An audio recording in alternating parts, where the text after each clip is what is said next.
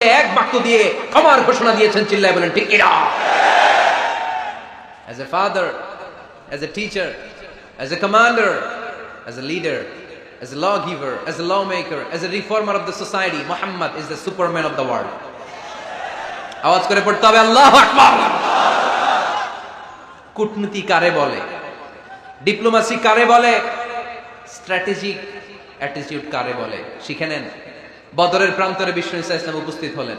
ওই যে কাফেরদের তাবু, কাফেররা আসছে 3 দিন আগে, মুসলিম সৈনিকরা পৌঁছলেন 3য় দিন।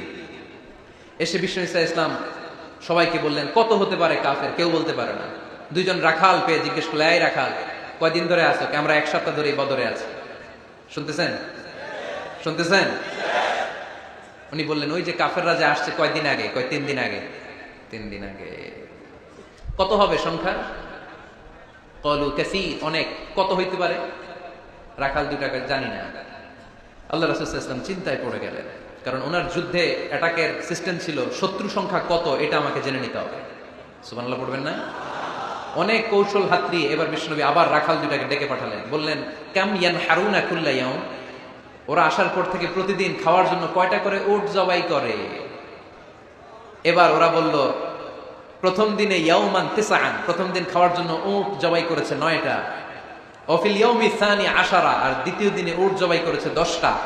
বিশ্বনবী বললেন তাই ইদান আল কওমু মা বাইনা 900 ওয়াল 1000, তাহলে কাফেররা 900 থেকে 1000 এর মধ্যে হবে। কত ছিল কাফেরের সংখ্যা? বদরের যুদ্ধে কাফেরের সংখ্যা ছিল কত? 1000।